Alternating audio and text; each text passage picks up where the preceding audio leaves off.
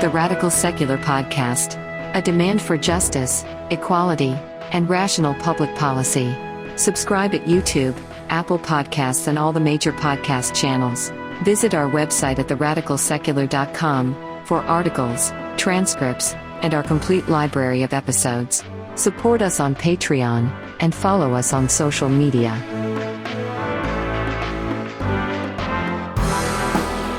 Hello, and welcome back to the Radical Secular. I'm Joe Pinti. I'm Drew Scott. I'm Sean Prophet. So as you can see, we have a new face on the show. I want to warmly introduce Drew Scott to our team. Yeah, welcome, Drew. So glad that you're here. I've been excited about this for a while. Thanks, guys. Me too. Long-time listeners may be familiar with me from my previous appearance on the show, the week of January 6th, which was quite a memorable week for all of us. I'm a secular progressive musician, all-around nerd, collect action figures and whatnot. Everyone on the team brings a special something to the Radical Secular, and I'm a bit of a pop culture guy. So I look at that through the lens of a secular progressive, and hope to bring some of that commentary to what we're doing here. And we definitely need that. It's like we're in a situation here where we, I think Joe's got the academics covered. Christoph and I have the politics sort of covered. But what we're missing is that kind of extra pop culture, humor, levity, and youthful perspective that you have. So I think it's going to be really great. Yeah, I'm very pleased you have joined this project, honestly. I'm looking forward to working with you. Welcome again, Drew. Thanks, guys. Happy to be a part of the team. And one thing I want to ask you. I do hear this rumor that you have a tribble.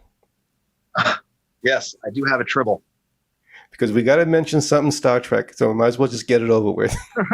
I'm glad you remembered that, Joe, because we actually, I'm telling you, we probably wouldn't have mentioned it if you hadn't said probably something. Not. No, I do. What else you got back there? Oh, man. A wide collection of action figures. These are all from Alien. So these are all of the creatures from all of the 6 major Alien films. I've got the Fantastic Four over here, a bunch of DC characters, a bunch of video game characters, Ninja Turtles, Alien Predators, and all kinds of stuff. So now it's time for those T-shirts. So let me start with mine. And I'm going right for the straight off the cuff here. We're going to be talking about the pandemics. So I've got my Because Science T-shirt. That's cool, man. It's got a lot of scientific instruments on there and some elements from the periodic table. That's a cool shirt. Love it. Yep, right on the money. Well, my shirt is kind of a cross between Antifa and the French Revolution. It says liberté, égalité, and solidarité.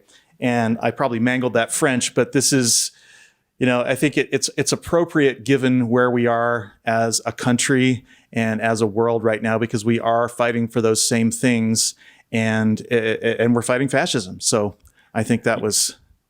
Yeah, it's that classic icon of the 3 arrows pointing sort of down and to the left a little. Classic. Down and to the left. Yeah.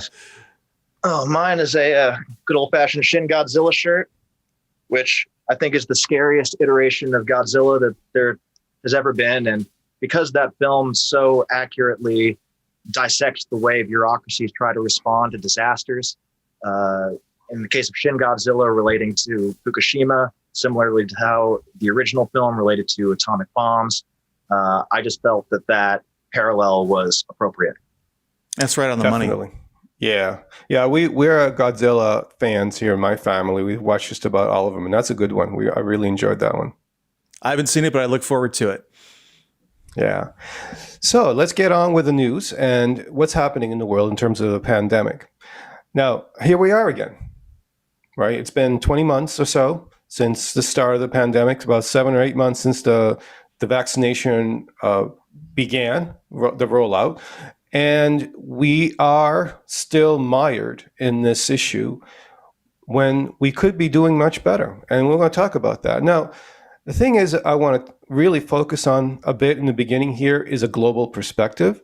because we cannot forget that we are living in one unified system here. Humanity has a shared planet. We share resources. We share diseases. And what we do to assist our fellow humans in other parts of the world goes back to us, especially here in this case. And we're going to talk a little bit about that. Yeah, I mean, it's insane that we have people in our country who are just turning up their nose at this vaccine. They're at great risk, and the vaccine is free. And there are other places in the world where people would literally give almost anything to get this vaccine. People are scared for their lives, and Americans are just going, So it's frustrating, incredibly frustrating. Yeah, it's so readily available in the United States that it's almost like the pandemic's over if we want it. But there's this portion of the country that just doesn't seem to want it. Doesn't want to wear masks, doesn't want to get vaccinated, doesn't want to quarantine, doesn't want to do anything, and the consequences be damned. It's incredibly frustrating, and it's just perpetuating this frustrating nightmare. Well, and they had this film that came out last year called Plandemic, right? Well, this is the Plandemic. These people are planning to continue this pandemic, and it's just insane. I mean, it's really an interesting point of projection, right? Because everything they say about the left and about science is really what they're doing, is perpetuating this thing. Well, and ostensibly what they want is to get rid of this pandemic. They don't want to deal with it. They don't want to wear masks. They don't want to do social distancing. They don't want to get vaccinated. Well, the only way to get rid of this pandemic, to move beyond it, is to cooperate with science and public health measures. That's the only way we're going to get out of this. And so they're the ones that are prolonging this. It's utterly insane. Yeah. Well, anyway, let me talk about some other countries first. Canada, the UK, Germany, and Spain have all surpassed the United States now in terms of vaccinations. They're all well over 50%. But we can't forget that poor countries in the world are still incredibly low. Their vaccination rate in most places in the world is well under 5%. In some places, it's under 2%. And so that plays back on us because, again, the more prolonged this pandemic goes, the more people are infected, the higher the chances of having new variants. Every human being that's exposed is a laboratory for this virus. And that's what we have to think about. We cannot solve this by just dealing with our own. And there's so many global issues that are like that, like climate change, for example. And this is what we really have to hammer in to our population, to our people, that we are not isolated. And Americans tend to really be myopic about the rest of the world. It's really a collective action problem, and that's something that we're just terrible at. And it's what it has really exposed the terribly weak underbelly of libertarianism. This idea that these people just don't want to work with each other. They don't want to do anything they're told, and things like this, where like climate and COVID, everyone's actions affect everyone else. Yeah. I mean, libertarianism, in a short way of putting it, is the repudiation of the social contract. Yeah, and they'll say that all the time. I didn't sign a social contract. Yeah. And without a social contract, you don't have society. Yeah. Libertarians are basically the equivalent of, Eric Cartman in the political realm, Yes. Do what I want. Yeah. The other thing I want to mention is, okay, so ostensibly there's officially about 4.2 million dead in the world, but actually a report just came out of India that shows that there are 10 times as many deaths as reported in India, which means there are 4 million dead already just in India. So the death count is probably far higher than that and climbing. And this new variant is really changing. It's a game changer. It's almost like a new disease. If you look at Australia, Australia has done a phenomenal job keeping its population safe until recently. Now with this variant, they're struggling, and they're starting to get a large number of cases now, even there, because this is a game changer. It's crazy because Australia literally closed its borders. Yeah. Yeah, and here in Los Angeles, we've reinstituted the mask mandate. I think that's going to be a more common story coming up in the next few months. Yeah. I also want to mention there are places that you never hear about that are really terribly struggling with this disease, like Myanmar, for example. Now, Myanmar is a country of 55 million. And there's a Times of India article that I was reading. There are no vaccines there. The only people who, maybe a few thousand high elites, have gotten vaccinated out of 55 million. That's about it. Hospitals reportedly have stopped taking patients. There's no oxygen available. Oxygen can only be gotten in the black market if you're wealthy. Doctors are going underground there.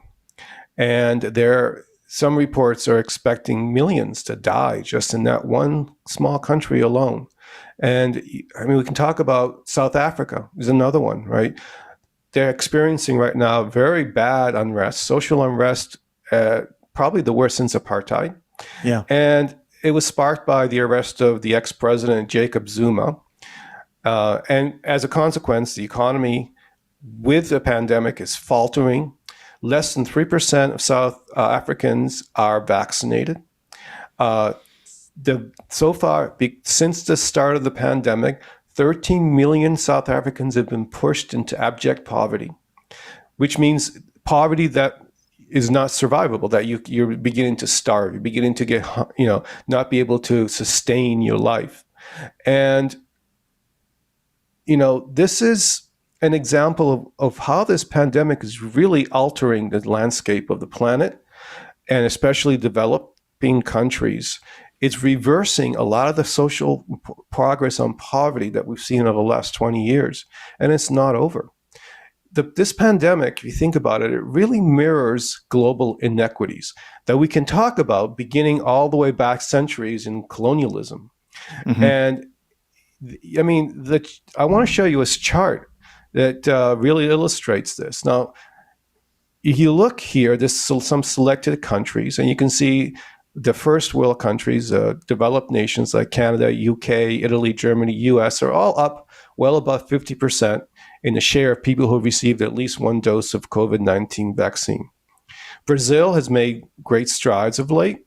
It's up to a little over 40%. India is a little over 20%. But if you look at so much of the world, like here we have Afghanistan and Kenya and the Central African Republic, they're just not making any progress whatsoever. It's like they're still down around 2% of the, 2% of their population has been vaccinated. Yeah, like along with Myanmar and South Africa, right? And we talked about Myanmar on a show several months ago about the coup that happened there, and there's just this talk about just the hits just keep coming for those poor people. I mean, it's insane. And we we still live in relative luxury compared to them, and we have our vaccines. It's mind-boggling to think about how privileged and entitled and spoiled Americans are, frankly. Yeah, I was just going to say how much people take it for granted in this country. Right before, until you said spoiled. I mean, it's shocking. It is, and I have to say, that's changing. I mean, there's hardships coming here, and they already have come. I mean, you can see the last 5 years, we've seen a decrease in life expectancy year after year. That just doesn't happen in modernity, unless there's a major, major crisis, and it hasn't happened in any other developed country except the United States. Yeah, well, I'm not surprised. Yeah, that's something we can talk about later on a different show, but it's really stunning that this is happening. Speaking of the United States, one of the things that people might not realize is for the first time ever since the beginning of this pandemic, all 50 states are climbing at once. That hasn't happened before until now. And that includes infections, hospitalizations, and deaths. They're all increasing. Some states, of course, are doing much worse, like Missouri and Florida in particular, parts of the South and West. And there's really a clearly strong correlation between red states and these faster increases.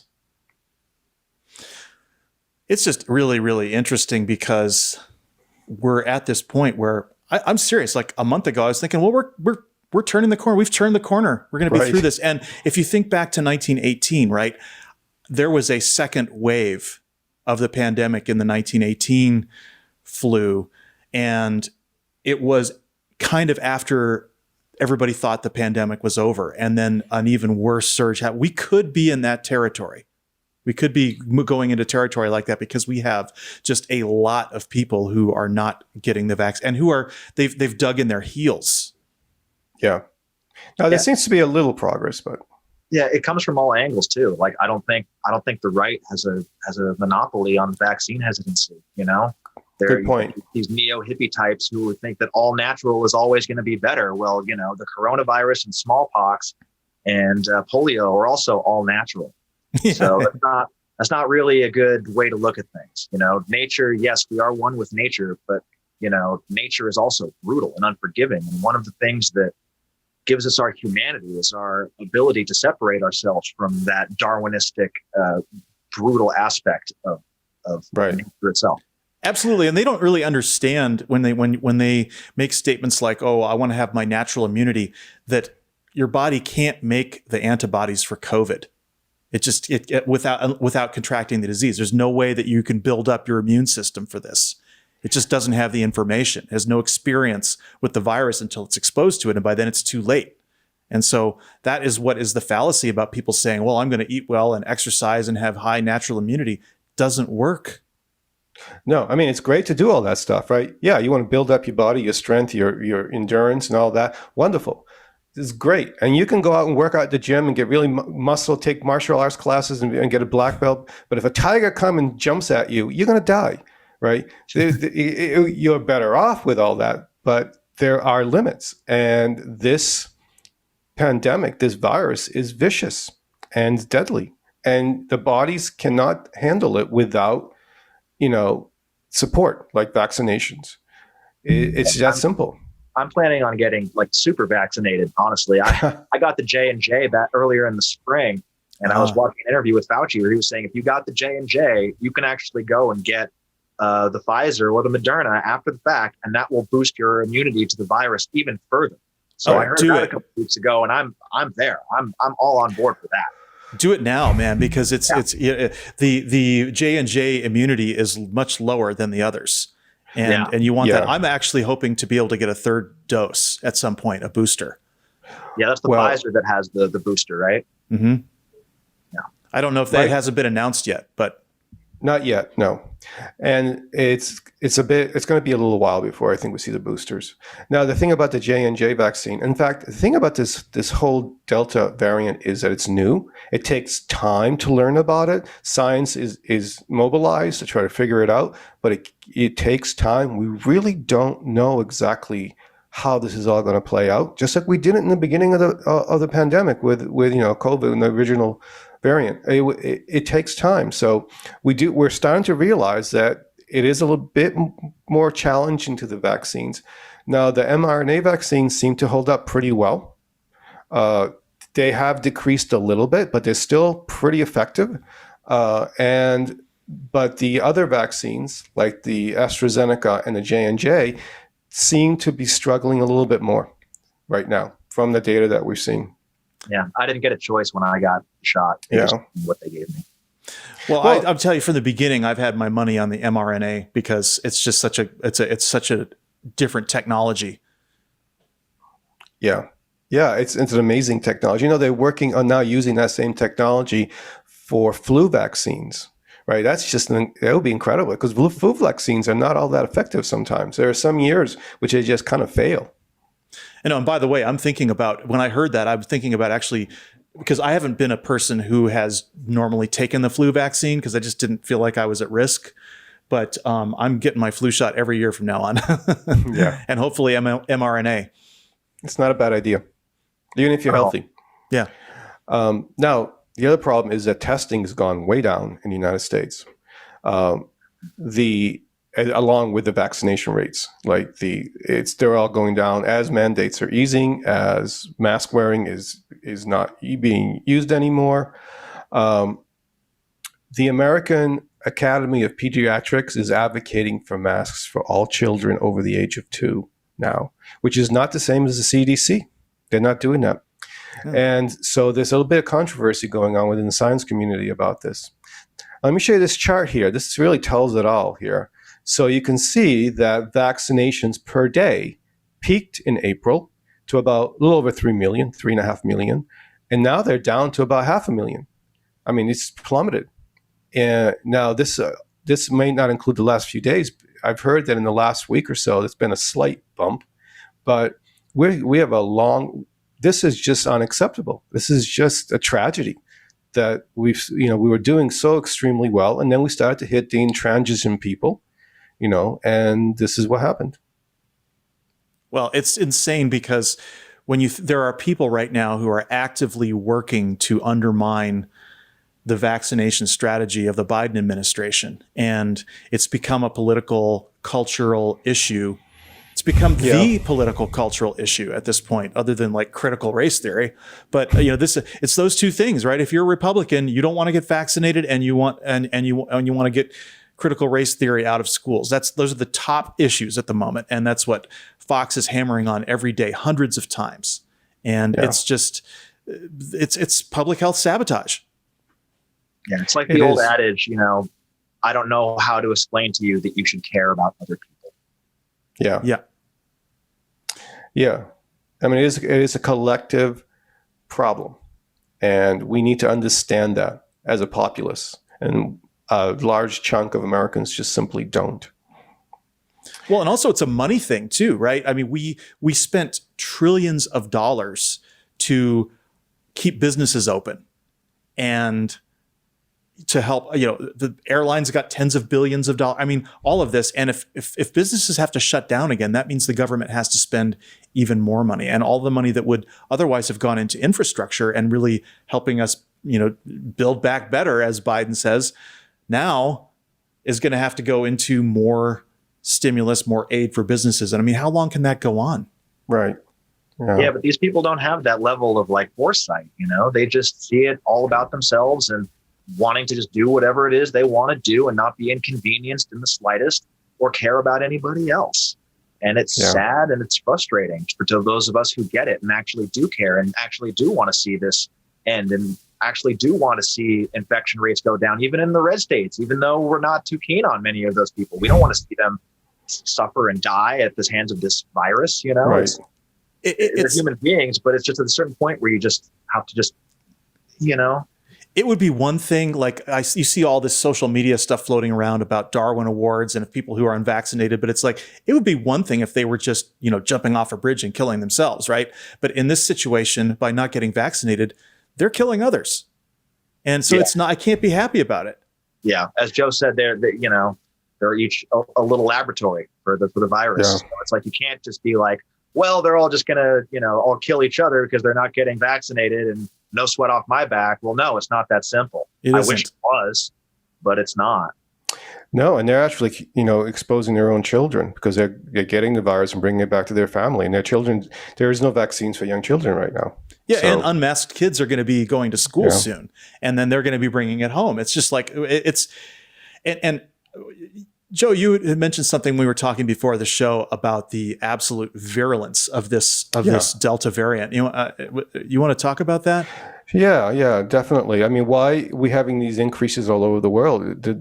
Because remember at the start of the pandemic, we talked about herd immunity a lot, and the threshold, we didn't know exactly what it was, maybe 60%, maybe 70%. If you get that many people that were exposed had antibodies, then it would naturally just die down. Not the case here. There was a large international study, I think mostly Chinese, but by dozens of researchers, a really big study that found that people who are infected release 1,000 times more virus particle in the air, in the environment, with the Delta variant than they did with the original variant, 1,000 times more. This is one of the most infectious agents known to medical science right now. It is really, this Delta variant is really nasty. It's also what it's doing, it causes people to get infected sooner. So instead of taking 7 days, it might take only 4 days on average to get sick once you're infected.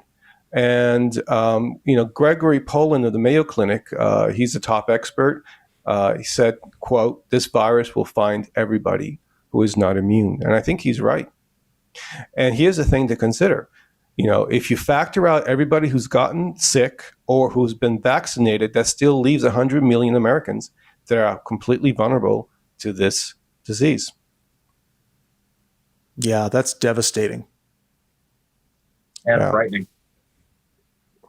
Now, if you don't want to look at this chart here, it shows what the Delta variant has done since in the last months.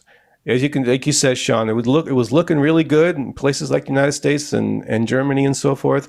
And then all of a sudden, starting in the spring, the cases just shot up, sort of a geometric level. You can see by this chart just skyrocketing cases. Mm-hmm. And the only example here is Canada that hasn't done that. And Canada happens to be the country that has the highest rate of people who are vaccinated in the world right now. Wow. Yeah. Well, what's interesting to see also is you're talking about all this mass death in India, and you see that it hit that 100% mark before anybody else, and then after that was the UK is there. And we're just a few weeks, it looks like, behind the UK. So we're going to hit a tough road here pretty soon. Yeah. So specifically, this chart shows the share of people who are infected by which variant. And so right now, pretty much the Delta variant has dominated all the other variants around the world very, very quickly. Yeah.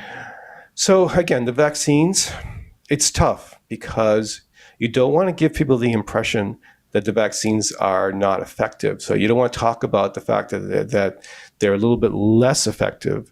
But think about it. When we first were working on vaccines, we were all hoping that they would be 60, 70% effective. That would have been great. They turned out to be 90, 95% effective, right? So even though they're down to, right now, I think the mRNA vaccines, 2 doses are 88% effective.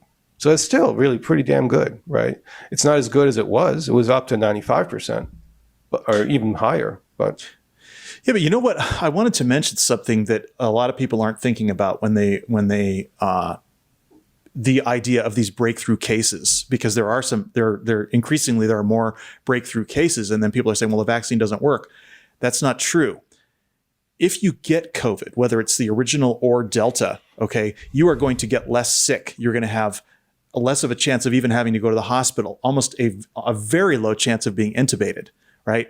And an even lower chance of death. I mean, it is a lifesaver. I don't know what the statistical odds are, but you're probably, if I had to guess, it would be like you're probably 99% less likely to die, even if you get it, something like that. It's a very, very effective therapy, even. That's a great point, Sean. I think you're right. I think it's really quite almost not 100%, but very close to that it really stops people from dying. And frees up beds for patients who are sicker. Yeah, I mean, part of me understands, like, no, people don't like getting shots, nobody likes getting shots, but it's just something that everyone who is able to do has to do. And if we're going to get past this. Well, I was going to say, honestly, just getting the experience of getting my shot, it was so minor. Yeah. The pain was so minor. And even the side effects, I'm not going to lie. The second one, I felt crappy the day after. I felt really crappy, but it wasn't even as bad as being home with a bad cold, right? It was just a little disoriented, feeling a little weird. That was all it was. And it's something that, compared to the disaster, yeah, it's minimal. Drew, it's a lot. You probably know this. There's a lot of misinformation, right? So people are acting upon that misinformation. They think that the mRNA vaccines are changing your DNA. It's a brand new technology that's not proven. It's dangerous. That it hasn't been tested. All not true. Yeah, the nanobots. All of that. The microchips. So, the sources that are pushing this misinformation are doing a great disservice to humanity, because people buy it. It's pretty miraculous that there's no killed virus in this vaccine, that it's literally almost like sticking a USB drive into your cell and downloading information, and then it goes away. Yeah. That's what it is. If you want to talk about a microchip, it conceptually, it is data that's being downloaded into your cell, right? Absolutely. And then the messenger goes away after it's finished doing its work. Yeah, I mean, that's the whole point. The body builds antibodies and gets rid of the messenger as well as that's how it builds the antibodies. Yeah. Yeah, So, I mean, remember that time you got polio? No, that's because your parents got you vaccinated. Right. Now, if we had this level of resistance during that time, we probably would never have gotten rid of polio. No. Well, and polio it's a scarier disease because you see people coming out of there who are maimed, right? Yeah. And COVID, you either recover or you die, kind of thing. But with polio, people were walking around with, I knew somebody when I was growing up who had a limp because she had polio. Yeah. Well, there is a long COVID thing, which it does affect some people, but generally speaking, yeah. So I want to kind of also just mention before we move on that there's a parallel between the pandemic, the resistance to it, the misinformation, and all of that, and climate change. Right? What we're seeing here playing out in the pandemic has been playing out with the climate change issue for decades. And it's the same kind of thing, right? We've talked about this in the show before. And so the one thing I do want to just let people know is that there is a really, truly important IPCC report coming out next month. And it's going to shape the discourse at the Glasgow, Scotland conference, where the world leaders are all going to gather to talk about fighting climate change. And to me, right, it may be probably the most consequential report in human history, because we are at the 11th hour with climate change. There is not much time left to deal with it. There really isn't. And so keep an eye out, and we'll be talking about it more. For sure. Yeah, I mean, it all ties in, I think, with secularism and COVID and climate change, and it all relates back to, just a unwillingness to accept science and the scientific process. This Right. country used to celebrate science. We're the country that went to the moon and whatnot. But once science started disproving certain popular superstitions, it became less popular. And we're seeing the fallout of that both with the COVID Delta variant and all of the fallout from all of this, and as well as the climate change situation and the heat waves and all of that. It all stems back to not being willing to accept scientific evidence that contradicts your previously held ideas about the world. And that goes secularism as well. And on the systemic level, this is exactly what happens with totalitarianism, fascism, any kind of, power movement like that. You've got to systemically and systematically eradicate the experts in order to push your own version of truth, so in order to gain power. And this is what we're seeing. Yeah, and also I think that some people who might not have watched a lot of our show might not understand why we call ourselves the radical secular and we talk so much about politics. But this is the connection. I'm glad you brought that up, Drew, because going back to the Scopes monkey trial and the controversy over creationism and evolution, that is the point at which secularism and science pretty much became irrevocably merged. And we have to now, because religion and anti-science merged, right? And so secularism now becomes, let's make policy that is not only doesn't favor any given religion, but also accepts science. You have that; those two things go together. You cannot separate them. And so that brings us also to the level then of talking about human rights, equality, social justice. All of these things all flow from wanting to have systems that create the best outcomes and wanting to use science as a guide to that. And that flies in the face of people who like to, they want to base the rules on their culture or their gods or just other feelings over facts kind of thing. And I think that there's just really been a great separation. And even in terms of the decline of religious observance and church attendance that's happened even in the last 20 or 30 years, that has driven the division in the country just as much as the race thing. I mean, it's all part of the same deal. Right. Yeah. And it's playing out in the resistance movement against vaccines and mask wearing.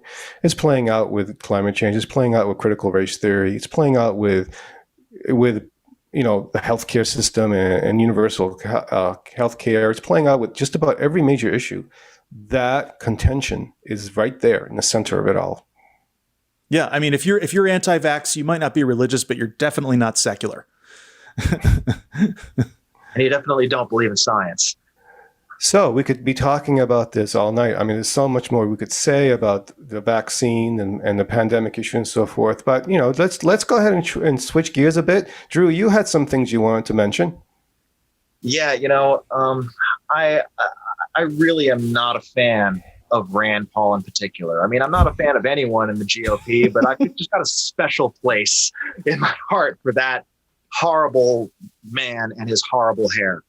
I got a special place in my heart for his neighbor. Yeah, for sure. Give that man a medal, right? But no, I'm sure many of our listeners, I'm sure you guys saw that Fauci had another spat with Rand Paul. And every time, I think it's like the fourth or fifth time this has happened. And every time I see these exchanges, I'm just baffled at why this is even going on. Why is this man being taken so seriously by so many people and still getting elected and still saying these crazy things to this honorable man who served in multiple administrations, as an esteemed career, an academic, a scientist, a servant of the public health, and this little weasel just tries to play this gotcha game with him. And yet Fauci plays it cool and shuts him down. I mean, I love seeing that part of it, but it just frustrates me that this discussion even has to be had. And I just really, really, really strongly dislike Rand Paul and his father, for that matter. Oh, they're both terrible. Yeah. But what's interesting about the whole thing is that, Fauci is a national fucking hero. Yeah. And Fauci was involved in the original effort against HIV. That's how long he's been around. That's how long he's been doing this. He is the unquestioned expert. And it's like Rand Paul isn't fit to shine his shoes. And he sat there and he started out the questioning by asking him if he wanted to retract an earlier statement because, Dr. Fauci, this is you know what the penalties are for lying to Congress, right? He's like literally accusing him of being a criminal right off the bat. Yeah. And Fauci plays it super cool every time. He doesn't insult anyone. He just lays it out like, no, you are incorrect. But he did get a little, I mean, his finger was shaking. He was like, I resent that. I mean, he actually got a little amped up this time. And I was glad to see it because I'm so tired of Democrats just rolling over and letting these people walk all over us and not getting angry and not calling them to task for it. I mean, I think that, Fauci he's so genteel and he's got so much decorum that for him, I mean, he might as well have been screaming. Okay. Right. Well, like you said, Sean, he's a national hero. There you go. That's a lot of the answer why he's being attacked, right? He's a threat because he's representing exactly what we were talking about a few minutes ago with secularism and science. And it is this conflict that's been happening in our society that's augmenting now. And this is what we're seeing. It's another front in that war. Yeah. Yeah. I mean, I heard him on MSNBC either earlier today or yesterday giving an interview and saying that he never said anything negative about Donald Trump or the Trump administration. Nothing he ever said was to, impugn them necessarily. He was just speaking the truth and they didn't like it. It wasn't politically convenient for them to admit that there was a problem. Donald Trump wanted to go out there and say he was the biggest, greatest, most fantastic president ever. And if he can't do that, if there's a problem, then he can't sell his brand. And that's all it was about. That's why he was pushing all of his miracle cures and all of the bullshit, Yeah, but he did do the Fauci facepalm though, which was awesome. I loved that. Because that's the only way. I mean, what could he do? Can you imagine being in his position of having the knowledge that he had and the experience and watching this president get up there in the White House press room and say the things he was saying? I mean, it's amazing that he only did this. I know. Yeah. hydrochloroquine, and then inject disinfectant, and I mean the list goes on. I mean, it's just so out there what happened. It's so crazy that people almost got numb to it in a way. Trump would say his craziness, and people are like, yeah, that's just Trump saying it's shit, and that was the end of that. But he's the president, right? He was the president, and again, I mean, the problem ultimately to all of this is it has to be consequences for the damage that has been caused. There really does. Well, and this is the across issue. board. It's the issue with, like you were saying, with fascism. Fascism has to discredit all the experts, and then it presents everyone, all the professionals, right? Because Fauci's there. He doesn't want to get fired. If he gets fired, then the nation suffers, right? And the same thing with Birx. I mean, Birx was there. She got thrown under a bus, and she kind of, in a way, like she kind of waffled and said a few things that were favorable to the administration, because what's the alternative? You get all the experts fired, So this is the dilemma, that when you have a fascist takeover, which really centers around information. It centers, more so than jackboots and thugs and all the rest of it that goes along with it. It starts with the information. And that is why, get the courts, get the media, get academia and under your control, and you can pretty much do anything. Absolutely. That's a great point. Yeah, it's a broader distrust in institutions and systems that is problematic in America. And it's reflective in our culture and in our films, If you think about every, popular culture, film, it's all about, the little guy standing up to this big, bad, evil, tyrannical government. Right. David Brin, the suspicion of authority. He talks about this a lot in his blogs and things like that we've sort of poisoned, generations of Americans to not trust our institutions with this suspicion of authority thing. But on the other hand, there's another part, though, and that is that you watch all of these movies where there's a disaster that happens, and at the beginning of the movie, somebody isn't listening to the scientists. So you get kind of a double message there. That's true. They do show it's like the mayor from Jaws, right? Exactly the same. That's what I think the Republican Party has basically become, We can't close the shops. We can't have a lockdown. We can't have mask mandates. It's 4th of July weekend. It's crazy. Precisely. Yeah. So the general overall distrust that has grown over the decades is a perfect fodder for fascism, right? Because then these people, these demagogues, can navigate through that landscape very easily. And they can use that distrust to sell their, narratives and their messages. And and then with, obviously with these new technologies that allows people to bypass gatekeepers. And, any schmuck can have the same or even more influence than the greatest scientist on the planet, essentially, in many ways, right? If they have enough viewership. And so it's a combination of many different factors that have led us to this point. But ultimately, it is about destroying the legitimacy of experts and systems in our society that have kept civilization going.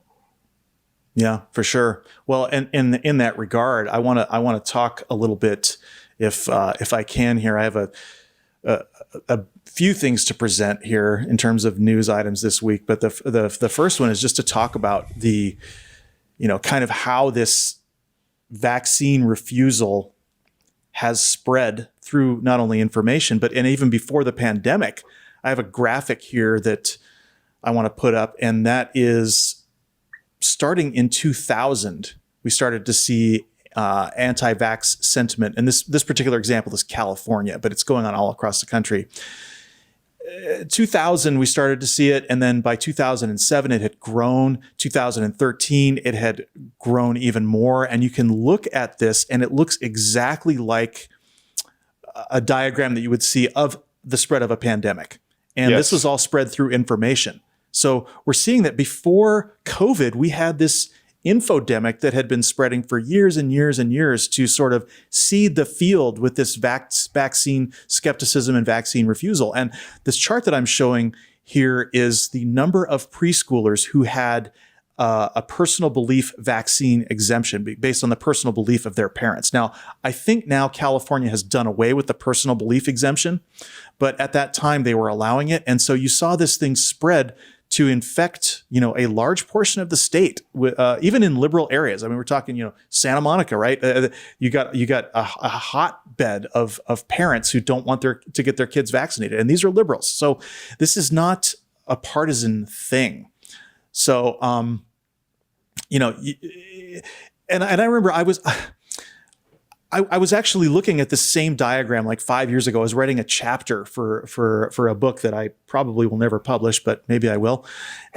and it was a chapter on vaccine denial. And I was using the example in my book of Robert De Niro because he had recently come on TV and kind of endorsed vaccine skepticism. Now, I like Robert De Niro, but this was so beyond irresponsible. And anyone who parrots this stuff is killing people, literally. And so I was just disgusted with him. And I've had this just creeping sense of dread ever since that interview, that this thing was out of control. And now exactly what I feared has happened, because we've got Tucker Carlson, we've got, mainstream Republican politicians, state governors who are putting out these mixed messages. And, where is this disconnect when it comes to people refusing to understand that this is not an individual decision?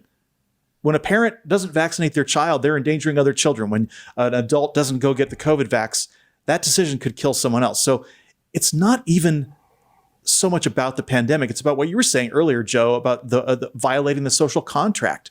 What are the boundaries of what we consider to be socially acceptable beliefs? Do these boundaries now include spreading lies and viruses with no accountability? I used to worry about things like religion and creationism and right-wing conspiracies, as we were just talking about, or lack of proper sex education. Those things were bad enough, but now these lies are just slaughtering people. Are we just doomed? Are we doomed? Both of you, do you think that we have to just continue to let people believe whatever they want to believe? Or do you think that it's possible within a democracy to come up with some kind of longer term solution for this? Because I don't see it going away. Well, I think organically our democracy, and democracies around the world did develop systems to be able to sort of weed out the crazy, right? Even the media, right? They had gatekeepers, they had editors, and all that, and that really, it wasn't perfect. It was obviously, but it did manage this problem to a certain extent. So it wasn't as bad as it is now. But since talk radio and then cable and then the internet and so forth, all of a sudden you've had this multiplicity of voices that can say anything without any checks. There's no checks at all, no accountability for making false statements that are harmful. And it's just exploded since then. Yeah. I mean, you touched on it, Joe. I blame the internet. Personally. I think the internet allowed for the people who were generally on the fringe to all find each other and amplify each other's bullshit. That's what I believe. There was a documentary that aired recently on HBO called Q Into the Storm. It was dissecting the QAnon phenomenon, and it was alarming to see how this stuff can spread and how many people believe such garbage just because they read it on their computer screen. I mean, you had conspiracies, you had, the moon landing weirdos, the JFK weirdos, whatever, and no one really paid them much mind because they didn't really have a political party that was amplifying them, and they didn't have the reach that they had with the internet. So that's what I blame above those other. I mean, yes, right-wing talk radio is a problem, and people like Tucker Carlson are a problem. Absolutely, Fox News is a problem. But for me, I think the internet, for all that it's given us, it really is a double-edged sword. And so where does that leave us in like 20 years? I mean, because you can see where we've come in the last 20 years. And in 20 years from now, I mean, this stuff's going to be, we won't even have devices. We'll have implants. We'll have augmented reality. The internet is going to be projected over our vision as we walk around and drive around the world. And so like, how much of this is just going to erase our connection to reality? Please help me out. Tell me this. There's something that's going to fix this, right? I mean, I think the election of Biden was a beacon of hope in all of this. I mean, people got tired of the bullshit. At least a substantial portion of them. A lot of them are still buying it, which is alarming. But it's kind of like how we get frustrated with the far left for insisting upon all of the change now instead of being willing to handle things incrementally. It's like, I think that's what the Biden election is an incremental change in the right direction. I hope that's the best I can do right now. Well, I think if democracies don't figure out a way to manage this, then there won't be democracies. I don't think democracies can last with this kind of onslaught of misinformation. It's just like, like sometimes you introduce democracies in a country that's very religious and they vote democracy out for theocracy. Yeah, right? It's just that like happens.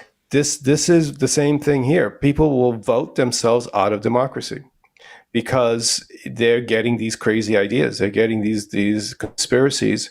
And so if the problem is not solved within the context of a democratic system, then we're going to see dictatorships. I think it's as simple as that. And then the dictatorships will deal with it by suppressing it directly. Right. They'll suppress anything. They'll suppress science. They'll suppress anything that doesn't support their view. So now the crazy is in charge. I mean, we would see Trump administration times 10, right? The crazy is completely in charge. All the courts, all the legislatures taken over by this. And so I do think that there is a threshold, though. And we saw that this week with when it gets bad enough, when things get bad enough, Republicans have to acknowledge it. And we saw this Republican governor in the Deep South in Alabama, Governor Kay Ivey. She said, quote, this week, "It's time to start blaming the unvaccinated folks, not the regular folks. It's the unvaccinated folks that are letting us down," end quote.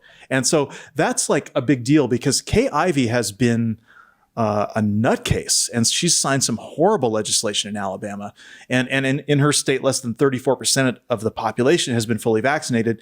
Nearly 500,000 people only remain partially vaccinated. So, and this is a place at the Grandview Medical Center in Birmingham. This Dr. Brittany Kobia said on Facebook that numerous young, healthy people have been admitted to the hospital with very serious COVID infections. And one of the last things they do before they're intubated is beg me for the vaccine. I hold their hand and tell them that I'm sorry, but it's too late, she wrote. So these things, death and destruction eventually changes the conservative mind. But at that point, too late, right?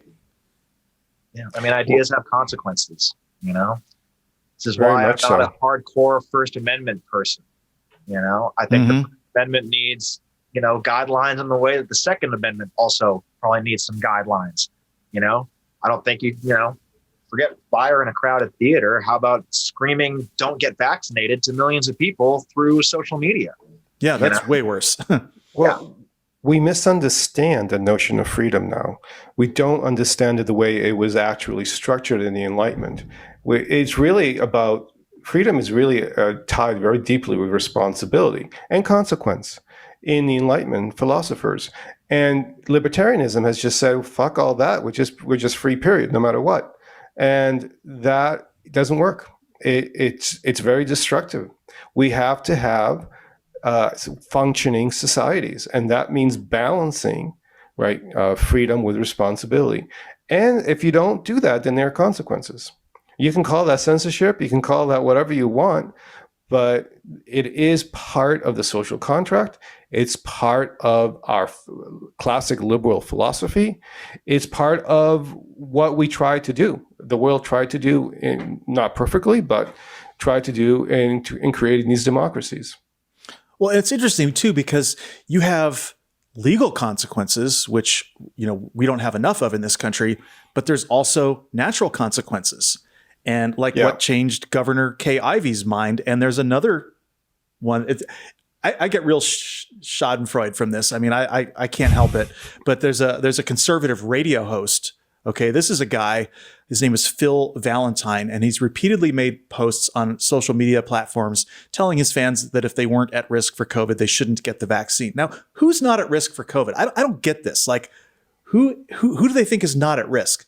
And this guy went even above and beyond that. 3 months ago, he tried to draw comparisons between hospital workers who had to indicate their COVID-19 vaccination status on their badges, with Jews forced to wear yellow stars in Nazi Germany. I mean, you know, and so that's some Marjorie Taylor Greene bullshit right there. Like, it is. And then he wrote and performed a song called Vax Man on his show. And, well, ding dong, he's got COVID. So, I mean, can you imagine, like, if a surgeon refused to tell, the patient whether or not he washed his hands before the operation?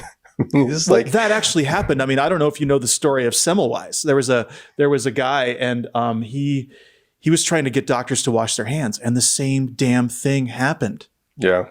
And he got ultimately put in a mental institution because he made a big deal. He was telling doctors they were killing people by not washing their hands. And dude ends up in a mental institution because the doctors felt that he had insulted them. I mean, isn't this totally the same as anti-maskers and anti-vaxxers? Yeah. Right? Yeah, it is. Pretty much. Same dynamic. Now, honestly, I understand the logic of being concerned about a brand new technology that was rushed in an emergency, and then that gets amplified by all the lies, right? Yeah. But, then you shut off reason, because you can go ahead and look at the evidence and see this technology has been worked on for 10, 15 years already. It's not like it's brand new. mRNA technology is not a brand new thing. It's been researched for a long, long time. We know the mechanisms behind introducing strand RNA information, as you said, Sean. It's information. We know how that works, and there's been like 500 million people vaccinated now. Yeah, we've run the experiment. I mean, people are fine, right? So, I say, well, in the long term, yes, but that is a huge hypothetical compared to the reality of COVID that's here and now and killing millions of people, right? Well, this is the thing. Okay, so this radio host, Phil Valentine, is now in the hospital. Here's a statement from his family from July 23rd, which is the day that we're recording the show.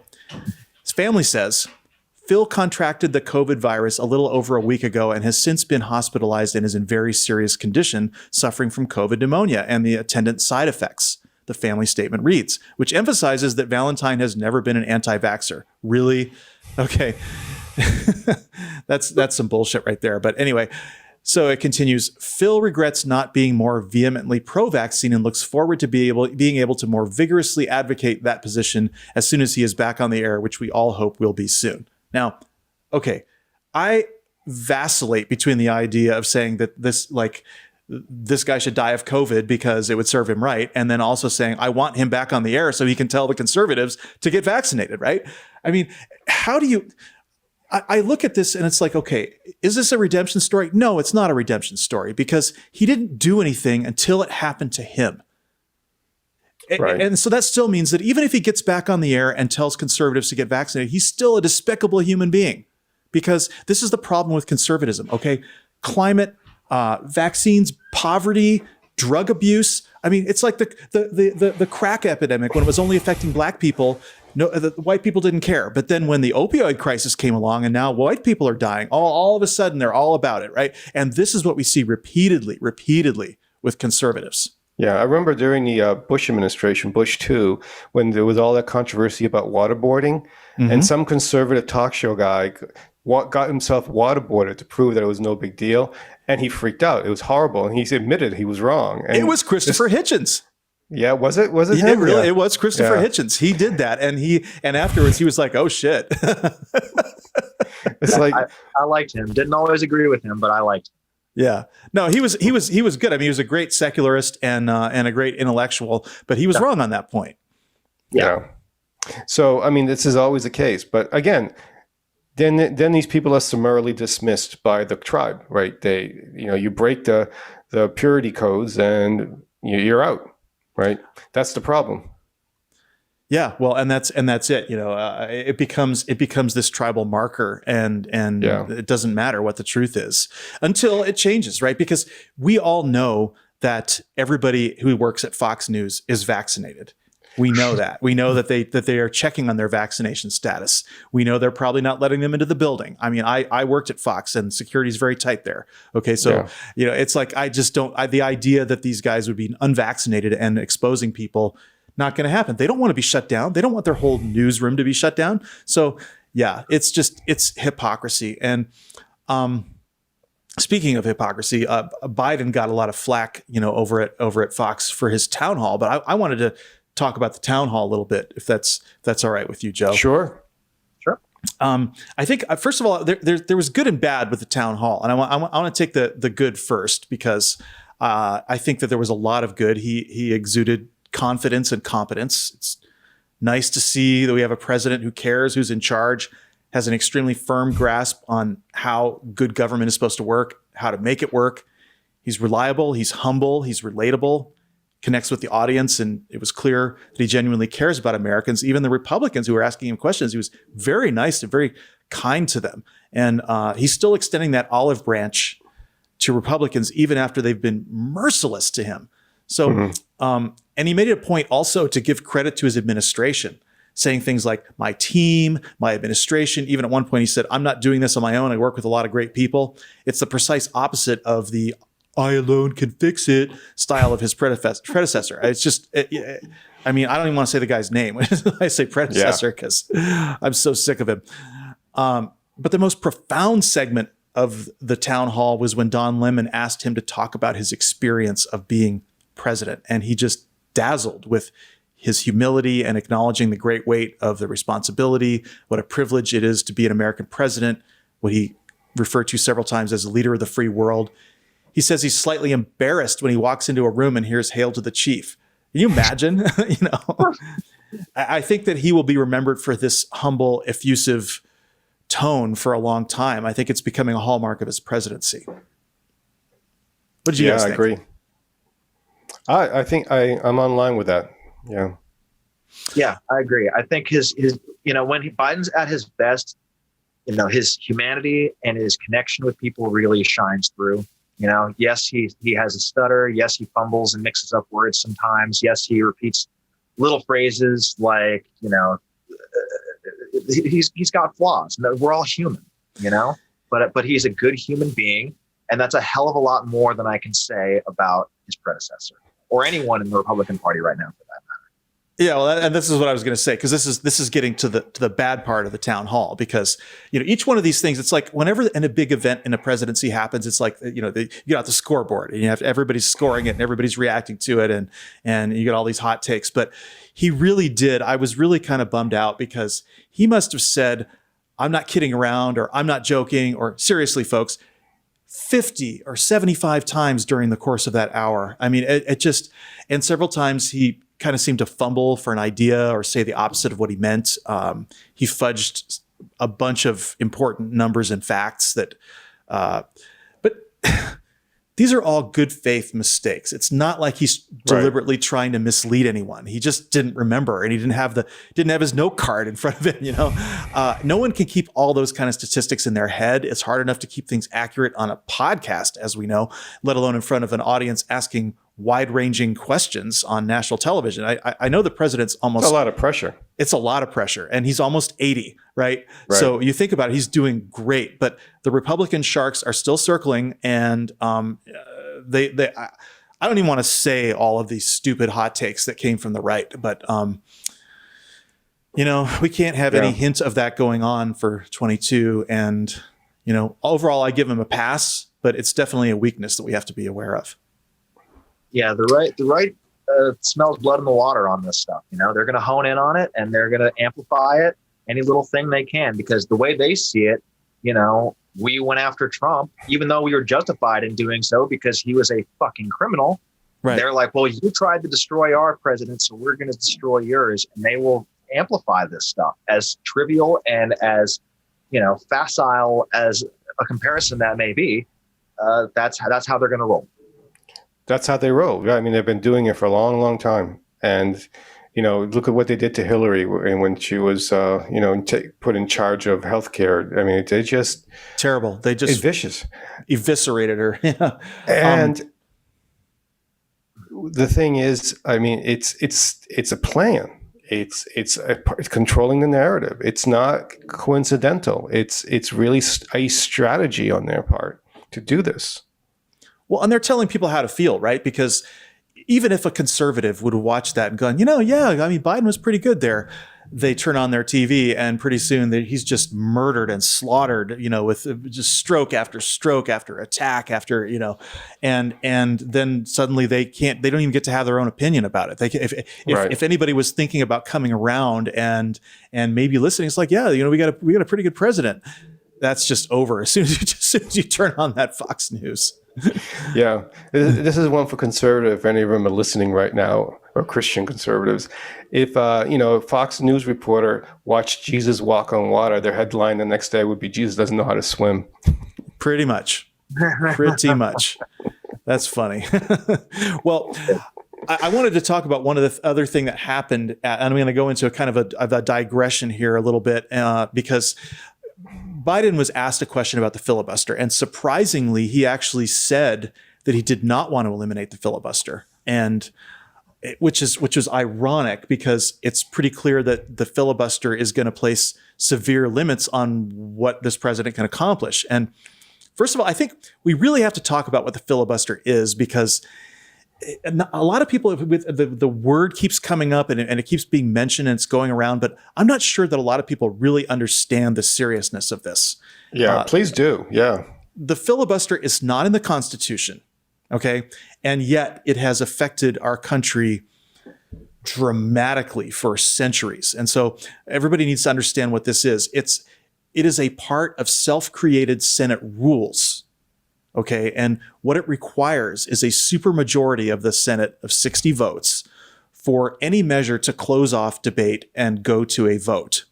So what that means is even if you have more than half of the Senate that wants a bill, if you don't get 60, the bill doesn't even get voted on. All right, so in absence of a supermajority, that floor debate continues indefinitely, which can be used to run out the clock on the Senate calendar, right, which in practice just kills the bill because the Senate had to move on to other business. And every parliamentary body has rules or nothing would get done. But the filibuster is a rule that has pushed our system of government dramatically away from majority rule and toward minority control. And so we have to understand a little bit of the history. Yeah. The rule, it dates back to 1789 when Vice President Aaron Burr, he's the guy who shot Alexander Hamilton, he removed the rule that allowed senators to end debate by a simple majority. He said the rule was redundant, and it's unclear whether at that time he understood the implications of what he was doing. Because ironically, the guy he shot, Alexander Hamilton, had railed against supermajority requirements in the Federalist Paper number 22. What Alexander Hamilton said was that to give a minority a negative upon the majority, which is always the case, where more than a majority is requisite to a decision, is in its tendency to subject the sense of the greater number to that of the lesser. The necessity of unanimity in public bodies, or of something approaching toward it, has been founded upon a superposition that it would contribute to security. But its real operation is to embarrass the administration, to destroy the energy of the government, and to substitute the pleasure, caprice, or artifices of an insignificant, turbulent, or corrupt junto to the regular deliberations and decisions of a respectable majority. End quote. Wow. That's quite a condemnation from Alexander Hamilton. Yeah. What do you guys think about that? Well, let me just mention a few of the specific things that the filibuster has done recently in the last, I'd say, half century or so. Well, let's go back a little further. So what did the filibuster kill? Well, in 1890, it killed the federal elections bill that would have, the aim of the bill was to ensure that black men in the South were able to vote in elections. The filibuster killed that bill after a week of filibustering. The Dyer anti-lynching bill in 1922, 1923, and 1924 came up several times, never made into law because it was filibustered each time. These are all of the things that really led to, the terror against African Americans in the South during that time. Yeah. Who would vote against an 1934. anti-lynching bill? I mean, know. it's insane, right? Again, 1934, another anti-lynching bill was filibustered away. 1938, again, another anti-lynching bill. So many of them. Anti-poll taxes. What was really stopping a lot of African Americans from voting, filibustered away. No law, right? Even some of the ones that did pass, like the Civil Rights Act of 1957 and 1964, they barely made it past the filibuster, right? They were filibustered unsuccessfully. So it has had, like you said, Sean, incredible consequences in our history and in social justice. Well, and okay, it's like I want to talk about how it started to be used in this way, because again, it was just a procedural rule. It was not meant to completely hijack the government. And so its first use was in 1837, and it was used to prevent allies of Andrew Jackson from expunging a resolution of censure. Okay, which is, I mean, that's not a big, censure doesn't really do anything, right? Okay, so that's not a really consequential thing there. But from 1917 to 1969, as you mentioned, the filibuster was used to block anti-lynching bills, anti-poll tax bills, and a lot of other reforms that would have really improved civil rights for Black Americans. And it was also, though, okay, people may not realize this, it blocked the ratification of the Treaty of Versailles in 1919. It blocked the creation of a Fair Employment Practice Committee in 1946. And even though the Civil Rights Act of 1957 passed, it was severely watered down. Because of the filibuster, they had to change it and weaken it before the filibuster could be ended. So it's really been like a bludgeon to just bludgeon any progress that could have happened in this country a century ago. Okay, and it's still happening now. So, okay, 1949, the supermajority threshold in the Senate was raised to 2/3 or 66 votes. It was made even worse.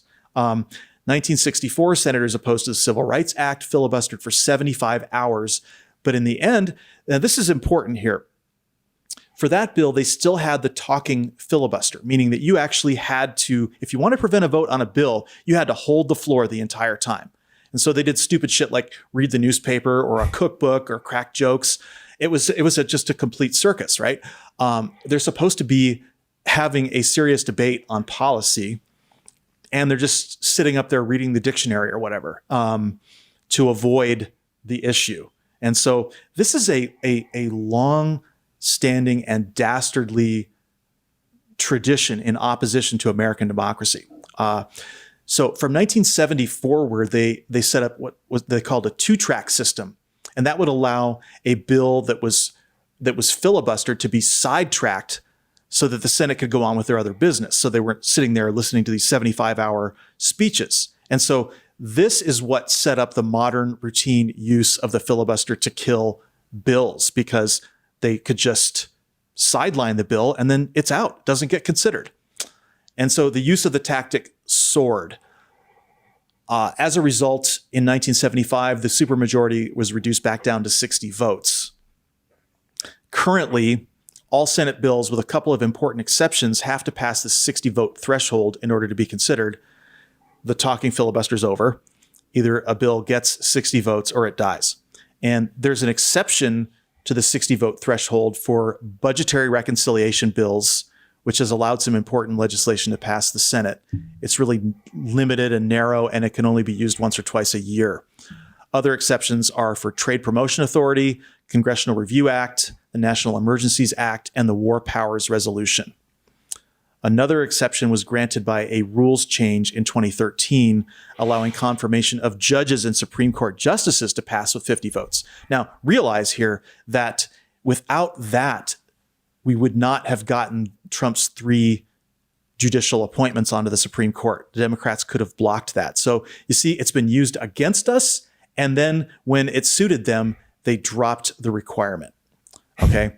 So it's just I can't even, it's hard for me to even talk about how bad this is. There's a chart here that shows you can see there in around 1970 when they got rid of the talking filibuster and they set up the 2-track system, this just went nuts to the point where some of President Obama, I think President Obama was filibustered during his administration 350 times, something like that, or more.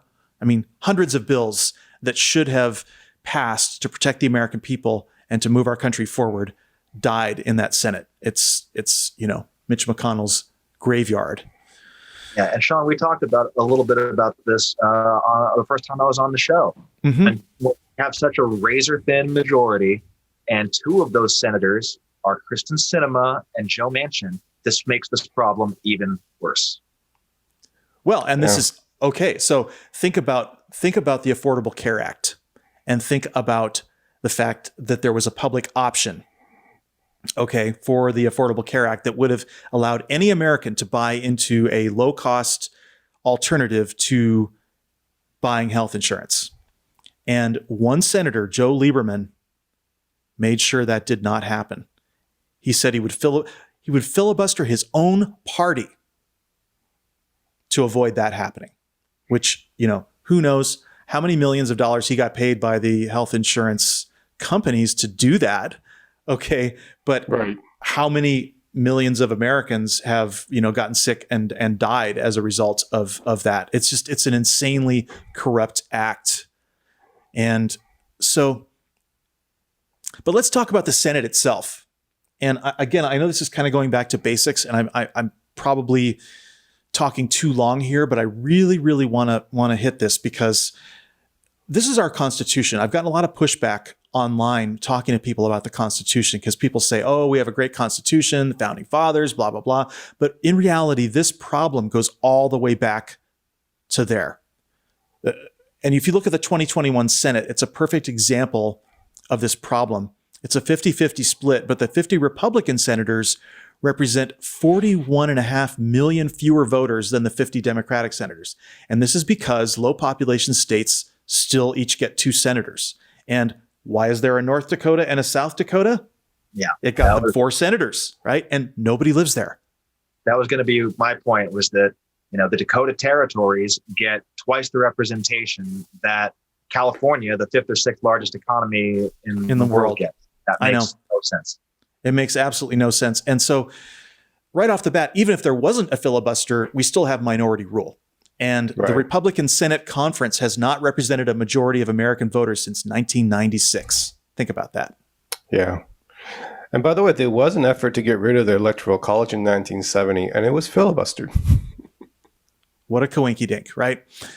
So a tiny minority of Americans in low population states can elect the 41 Republican senators who will block legislation supported by a vast majority of Americans, including voting rights. And this is a problem that's going to be very difficult to solve. So when Biden was asked that, I fully expected that he was going to say, yeah, we got to eliminate it. But he said no. And I'm not sure why, because if we can't have a fair election in 2022, Republicans can throw any result they don't like in a state they control to the legislature and overrule the will of the people. That is what we're up against. And Biden said that at his town hall. And it's kind of shocking, but now people are kind of used to the idea. And we'd be living in a completely different America if not for this filibuster, as we pointed out. And it's a tragedy. I just want to ask you guys, though, say this scenario happens where, say we were to get a Republican president in 24 and we had a Republican House and Senate. It could happen. It happened in 2016. Wouldn't it be good for the Democrats to be able to block legislation that would say, for example, who knows what they would do? Suspending, habeas corpus or some horrible civil rights violation like, arresting people who taught critical race theory. Who knows, right? Wouldn't it be good to be able to block that? Is it a goose and gander situation here, or is the filibuster so bad that it has to go? I think it has to go. I mean, when you have most elections or votes in general, it's like the person with the most votes or the idea with the most votes is the one that wins. If you have 51 votes, that should do it. You know, if you're setting the threshold too high in either scenario, it's I don't know. I mean, I get that it's a double-edged sword. So I think that you either have trust in democracy or you don't. And what I see is right now minority rule. I mean, that if you look at the polls and what people are interested in progressive liberal policies. And I think that speaks a lot to what would happen. I mean, yes, there would be times potentially that Democrats would lose out if we didn't have a filibuster. But looking at the political landscape, I'm thinking that overall, doing a cost-benefit analysis, I think it would really benefit our side not to have a filibuster. Yeah. I mean, I of course agree with you, but I'm just the devil's advocate position is, well, what if 2024 comes along and we're dealing with, unified Republican government? The filibuster could be the only protection. So it's a tough call, man. And I think that, that's pretty much all I had to say about the filibuster. I just wanted to bring it home to that issue to see that whatever we do, we're treading in dangerous waters as long as Republicans can still cobble together some kind of governing minority. Yeah. Well, I think that ties into efforts we're seeing with certain states trying to crack down on, anti-democratic legislation, limiting drop boxes, limiting hours, things like that. It's all just incredibly, anti-democratic and problematic. But I think it's because the Republicans are afraid of their chances in the future. I think that, I don't know about 2024, but I think that, maybe in the next decade, maybe longer, that Texas might even turn blue. The demographics in that state are changing, and they know this. These people are evil, but they're not complete morons. They know the writing is on the wall, and that's why they're passing these kinds of laws. And so, I mean, I don't know about 2024. I get the scenario you're presenting, but I think that part of the behavior on the side of the right can be attributed to their fear of their political future. Yeah. Jonathan Zucker said the same thing, by the way, when we interviewed him. He basically said that the demographic wave is going to swamp them after 2028. But in the meantime, we still might have a couple of tough elections. Yeah. I said a lot, right-wingers will always constantly say America is not a democracy, it's a republic. Mm-hmm. And of this course is why. Do. Yeah. Right? Because they have this fear, right? Well, that's our minority constitution. Yeah, people take it for granted. It ties into what we were saying earlier about Americans being spoiled and selfish. It doesn't just stop at masks and vaccines. It extends all the way to democracy itself. That's well. Look, it's the consequence of being a superpower for 75, 80 years, right? We're on the top of the heap, the top of the world, and we got arrogant, and we stopped really.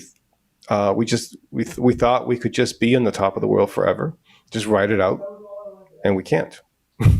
Yeah. All of these issues we've been talking about today, like the filibuster, the pandemic and the response to it, climate change, all of them really is synergistic, right? Even what you mentioned before, Drew, about the internet and its corrosive effects, all work together, and we have to think about in the end how it will all play out based on everything, right? The whole shebang, not just what the pandemic is going to do, not just what climate change is going to do, but this growing authoritarianism, the anti-science movements, changes in the workplace and the nature of work. So many things are converging together to create a very uncertain future.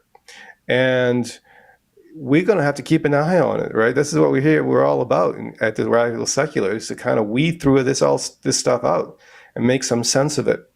So I think we had a great conversation. Either of you guys have anything else you want to add? Sean?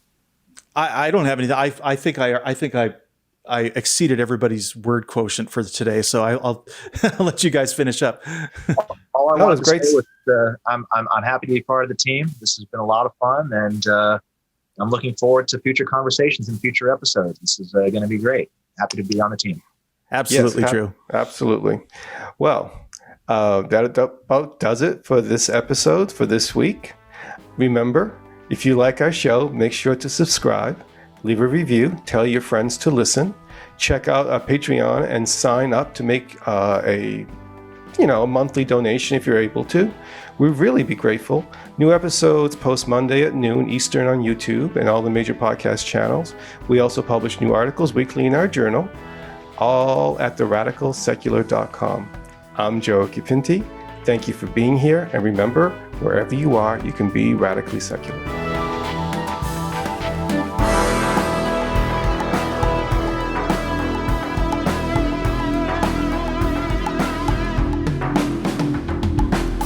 The Radical Secular podcast is written and produced by Christoph Defoe, Sean Prophet, and Joe Okipinti. Logo and main title designed by Tim Stetner. Post-production and original theme music by Sean Prophet. Special thanks to our support team, Lindsay Brightman, Jillian Sky Jacobs, and Lori Field Okipinti.